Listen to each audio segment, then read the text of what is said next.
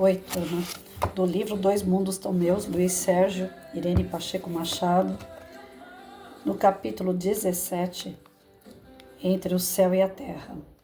Ficamos admirados ao chegar ao hospital, onde Jurema era tratada.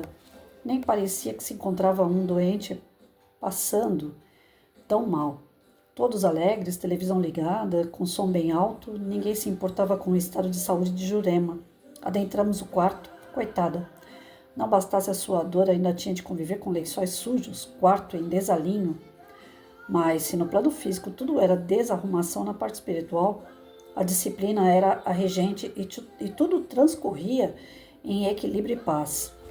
Jurema agonizava e toda a equipe do desencarne esperava a hora da separação.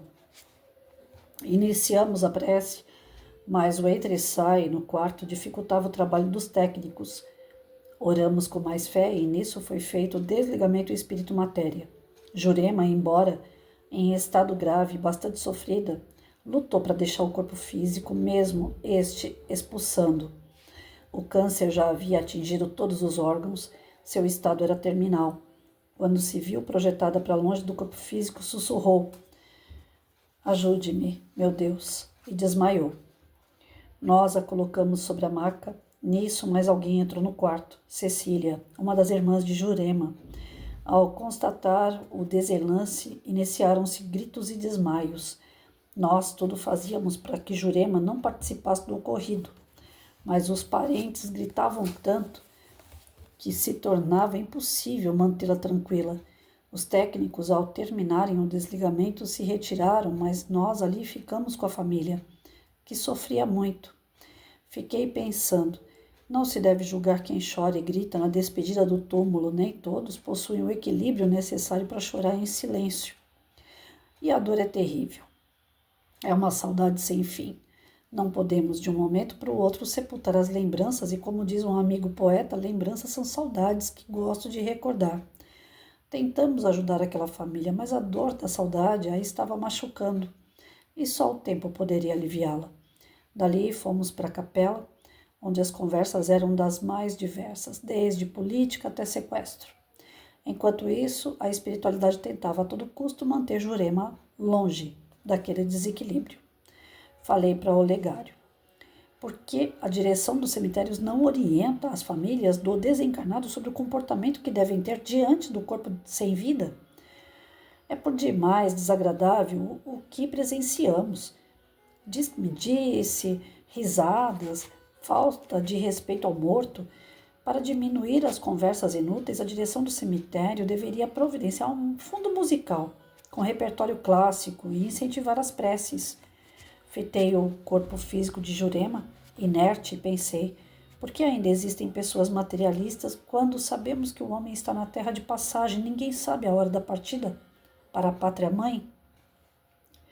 Da equipe do desencarne, 2 técnicos mantinham Jurema afastada do físico. Mesmo assim, ela às vezes o buscava com a intenção de participar de tudo o que ali acontecia. Notamos que os fios energéticos que ligam os corpos ainda estavam juntos, apesar de desligados. Por que os fios não voltam logo aos centros de força do perispírito? Indaguei a Olegário. Porque neles ainda existe o fluido vital que se dissipará pouco a pouco. Por isso, a importância de velar o físico, para dar tempo de tudo se normalizar. Jurema já estava socorrida, mas mesmo assim precisava de orações e ninguém se lembrava de orar por ela.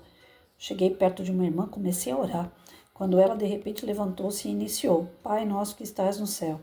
Karina piscou para mim dizendo: você é terrível, Luiz Sérgio. Não podemos ficar parados, respondi, quando as trevas estão pressionando tanto, e não é por maldade que os encarnados se comportam assim, mas por ignorância. Poucos sabem o quanto são necessárias as preces nas capelas. É um momento de despedida, e ela é dolorida para os que ficam. Assim também para o espírito, ao se despedir da veste que o serviu, vê-se desesperado e sozinho. Portanto, a prece é o cicatrizante de que todos nós precisamos. Fomos dali, saindo, e nem olhei para trás. Lembrei-me de Jesus quando disse: deixai que os mortos enterrem seus mortos. Ele tem razão. Quem deve enterrar o corpo são os mortos da carne, e esses têm por obrigação respeitar aquele que partiu, dando-lhe paz num momento tão difícil, quando o homem está se despedindo para viver em outra vida. Pensativo, Luiz? Perguntou-me o Olegário. Estou com vontade de puxar as orelhas de alguns encarnados, que teimam em ser os donos da verdade. Não os julgue tão severamente. Talvez se estivesse ainda no corpo, agiria igualzinho a muito deles.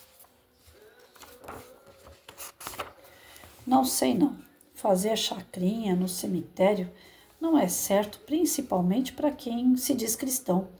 Bem, voltemos à colônia, temos o que aprender por lá. E assim fizemos. Despedi-me do grupo e fui para a universidade, onde a minha cadeira me esperava. Diante do teatro vivo, reencontramos Jesus descendo o monte, curando o leproso e logo depois chegando em Cafarnaum. Então vamos parar por aqui.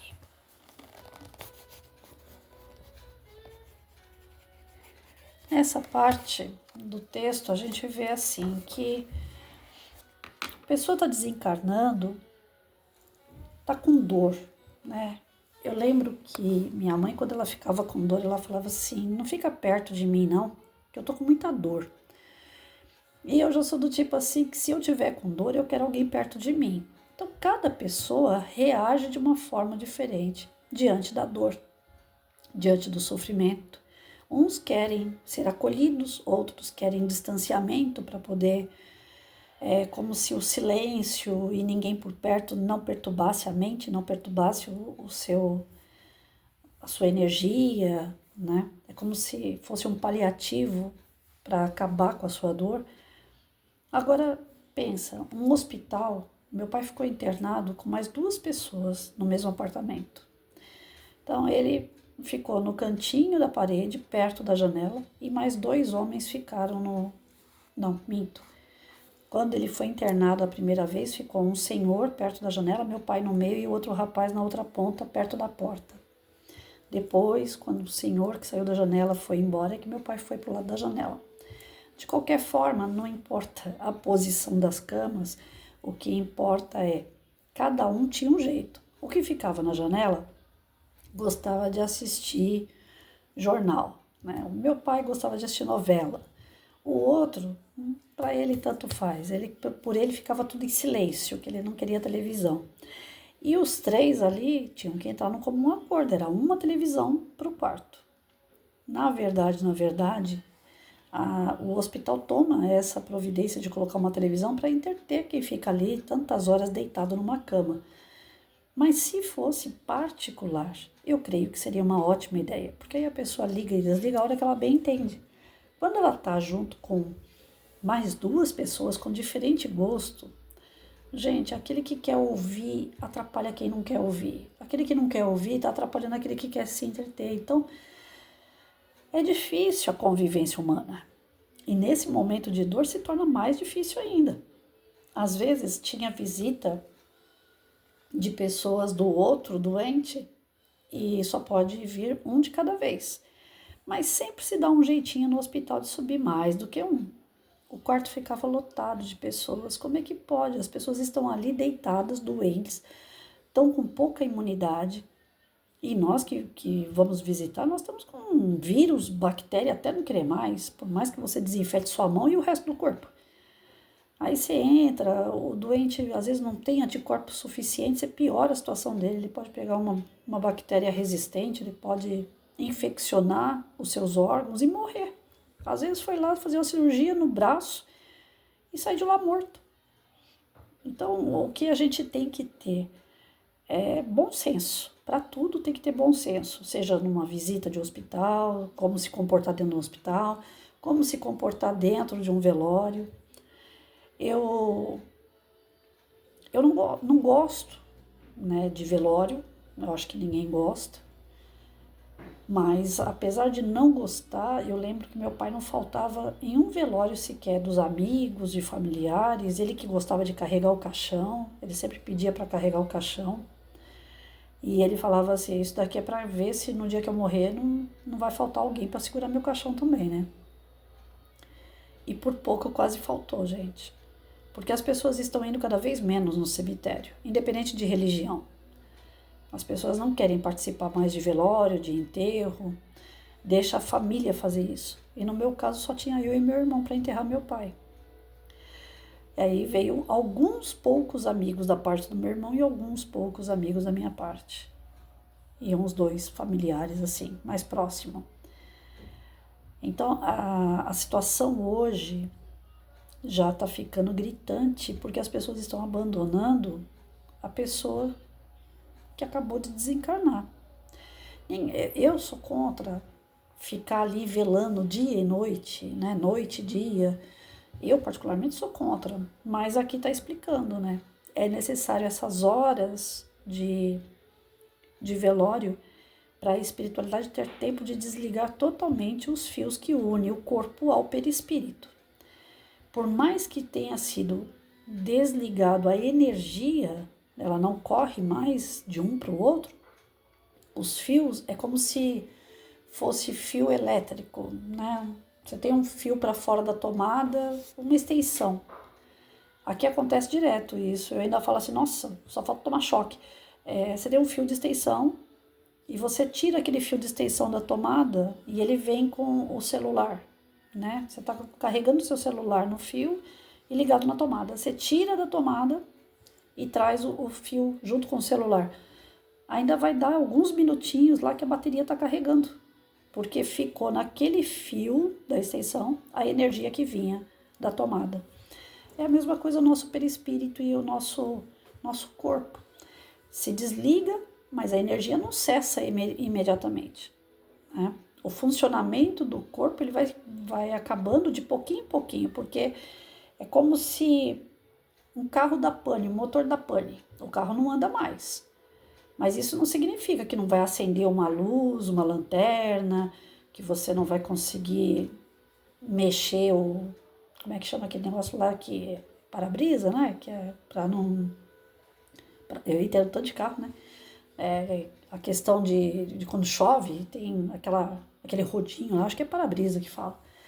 Então, assim, tem uma série de funções dentro do carro que, independente do motor, que é o teu coração, que é o principal, né? O cérebro e o coração do carro é o motor. O motor parou, mas nem tudo para.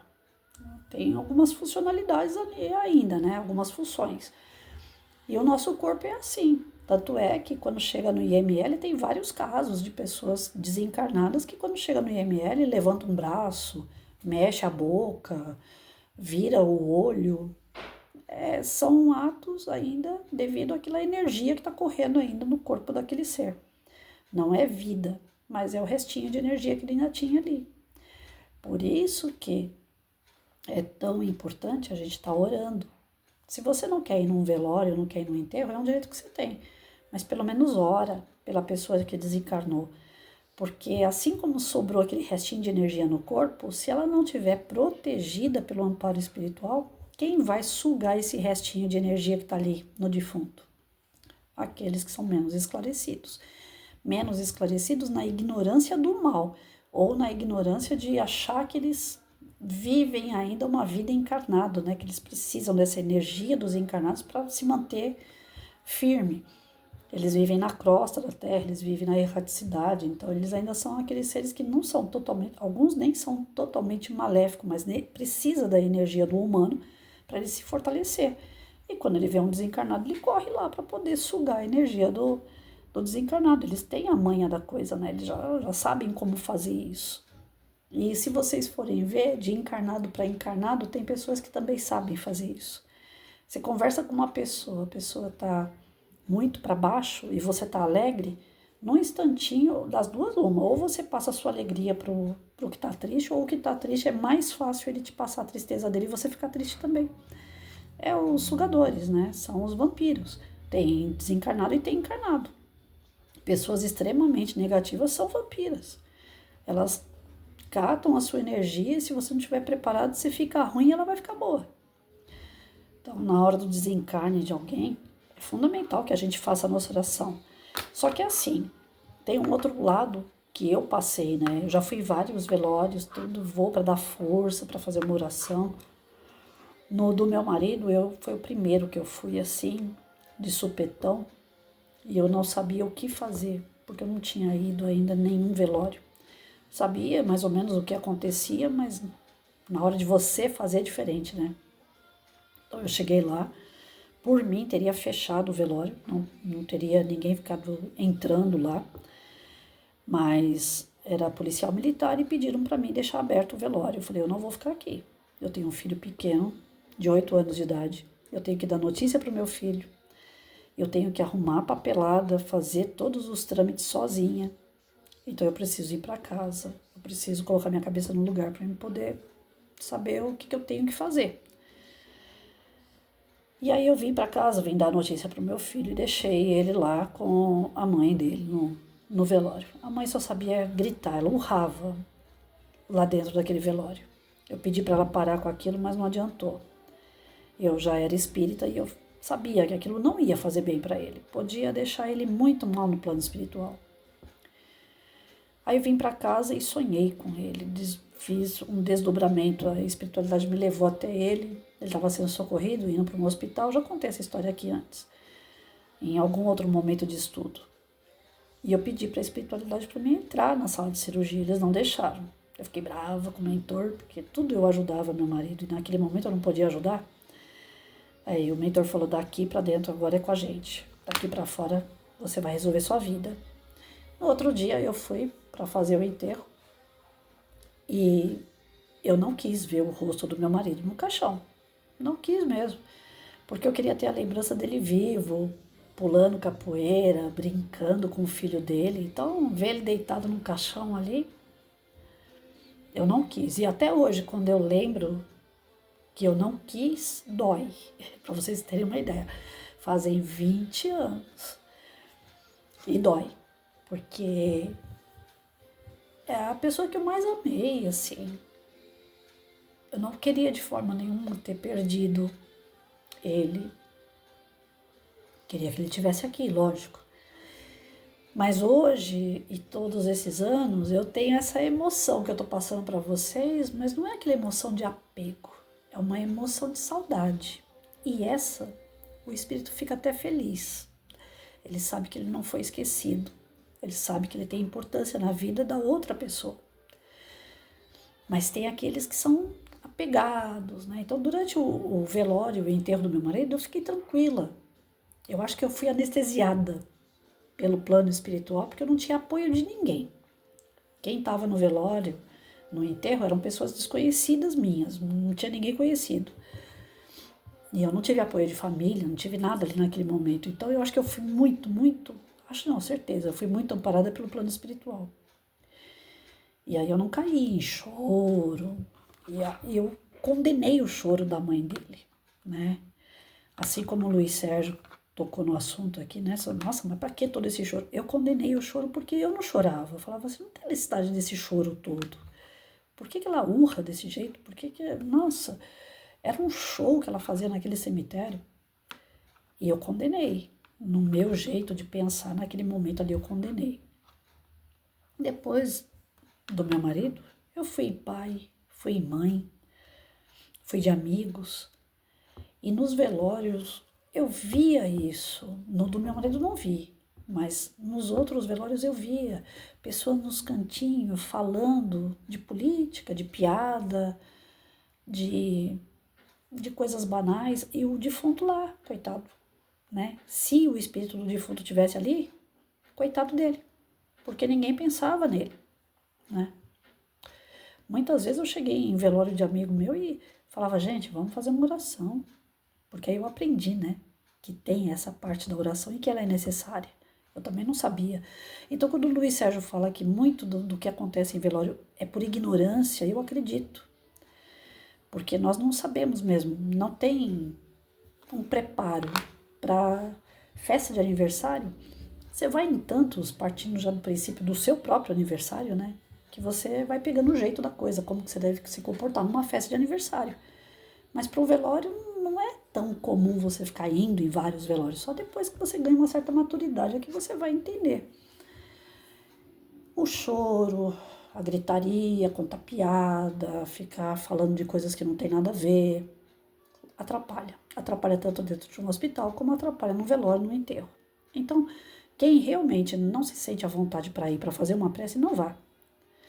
A gente sabe que a tendência é o dia só tá o coveiro e o defunto lá, né? Ainda bem que agora tem aqueles carrinhos com rodinha, coloca lá o caixão em cima do carrinho com rodinha, o coveiro pode carregar sozinho, né? Porque do jeito que a gente tá vendo aí, as pessoas estão desistindo de ir ao cemitério. E o fato de desistir de ir ao cemitério, a gente percebe o seguinte: melhor não ir do que ir ficar contando piada. Mas se puder ir, seria melhor para aquele que partiu. Algumas vezes o espírito ele é socorrido de imediato. Às vezes o corpo dele está ali para ser enterrado, mas o espírito já não está mais ali. E é o que aconteceu com meu marido. Ele não ficou para ver o velório dele, ele não ficou para ver o enterro dele. Ele foi socorrido, foi vítima de assalto. A morte foi instantânea, foi um tiro que ele tomou. Então ele já foi carregado. Ali só tinha o corpo dele. No caso do meu pai e da minha mãe, eu acredito que também foram socorridos. Não estavam ali tão próximos ao corpo, porém a energia deles eu sentia. Então eles não participaram de velório, de enterro, pelo que eu senti, mas no plano espiritual eles estavam cientes do que estava ocorrendo. Quando foi minha mãe, eu fiz tudo errado, porque eu contei piada até não querer mais pro meu pai, porque ele estava vindo de uma cirurgia de transplante de válvula, e eu falava, se eu não contar piada, se eu não fizer alguma graça, em vez de enterrar um, eu vou enterrar dois. Porque amor incondicional meu pai tinha pela minha mãe. Então, na hora de jogar terra no caixão, aí eu disparei a falar um monte de abobrinha, que eu não sabia de onde que vinha aquelas abobrinhas, né, e começou a chover, aí eu vi uma mulher, uma galocha vermelha, ainda falei pra ele, olha lá, chapeuzinho vermelho tá andando aqui no meio dos defuntos, sabe, umas piadas bem sem graça, bem idiota, para distrair a mente do meu pai, para ele olhar outras coisas e não ver jogar terra no caixão, porque parece que a gente liga uma tomadinha na hora que joga terra no caixão, do tipo assim, putz, agora caiu a ficha, não vai voltar mais. Enquanto tá ali deitado no velório, algumas pessoas eu acho que ainda sente aquela coisa assim, levanta, né? Reage, ainda tem uma chance. Mas depois que joga a terra, aí você já sabe, putz, agora não volta mais. E ali naquele momento da terra, eu disparei. Aí eu falei muita bobagem mesmo. Brinquei demais com meu pai, porque senão eram dois que eu estava enterrando. E nesse momento eu descobri minha mãe, que aí eu não tinha como minha cabeça ficar com os dois ao mesmo tempo, não dava. E assim, a gente amadurece diante dessas situações, a gente vai amadurecendo e vai compreendendo que o ideal é fazer o que o protocolo manda, né? Faz o velório.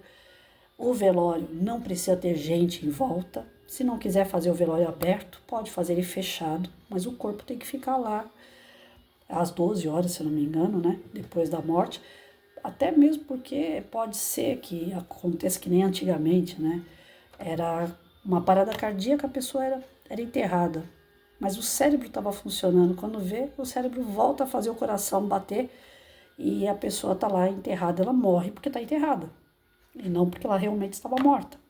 Então é necessário o velório por isso. É necessário para que os amigos espirituais possam fazer o desenlace. É necessário para que as pessoas possam realmente se despedir através de prece, do carinho, das lembranças. Naquele momento ali é um momento que todos se unem para elevar o espírito, para mandar para ele boa energia, para que ele chegue no plano espiritual socorrido. E não o contrário, né? Tem muita gente que vai no velório para ser consolado. Eu fui num que as filhas da mulher que estava sendo enterrada deram muito trabalho. As pessoas tinham que amparar as filhas e ninguém orava pela defunta. Porque uma desmaia daqui, a outra chama a ambulância, tem que sair correndo com a outra na ambulância porque passou mal. É um desequilíbrio total. E geralmente essas pessoas que têm desequilíbrio nesse momento são pessoas que acreditam na morte. Por isso que a doutrina espírita é tão maravilhosa. Eu não vejo outra razão de gostar tanto dela que não seja essa. A certeza da vida futura. Que a gente, quando ama de verdade, a gente não se separa. Que a qualquer momento a gente pode ter de novo a pessoa perto da gente. seja num desdobramento em sonho, seja quando a gente partir para o plano espiritual e ela estiver lá esperando a gente, seja no momento da gente reencarnar junto. Então a doutrina dá essa esperança de que nada se acaba, tudo se renova. E para nós eu acho que não tem, né, um conceito de vida tão maravilhoso quanto esse. É triste demais você imaginar que o túmulo é o fim. Você casa, você tem filho, você trabalha, você conquista bens, tá, os bens vão ficar tudo aí. Mas toda a história para conquistar a sua vida, para você desenvolver todo o processo de vida que você se colocou, chegar lá no final, não valeu de nada. Você morreu, acabou. Já pensou? Não. É bom demais, ser espírita é bom demais, né? E aí amanhã a gente dá continuidade a esse texto. Mas é isso. Vamos ter respeito aos que partiram, nada de muito apego, saudade sim, lembrança sim, né? Nos momentos de estar junto com pessoas com dor, ou no momento de dor de doença, ou de dor de partida, que todo mundo tenha um bom senso, né? De saber lidar com essa situação sem, nesse momento, ser orgulhoso, ser egoísta, como eu falei, da televisão no quarto de hospital, né? Aquele que não quer assistir, respeita quem não quer assistir. Depois, aquele que não quer assistir, respeita o que quer assistir, deixa um pouquinho de cada.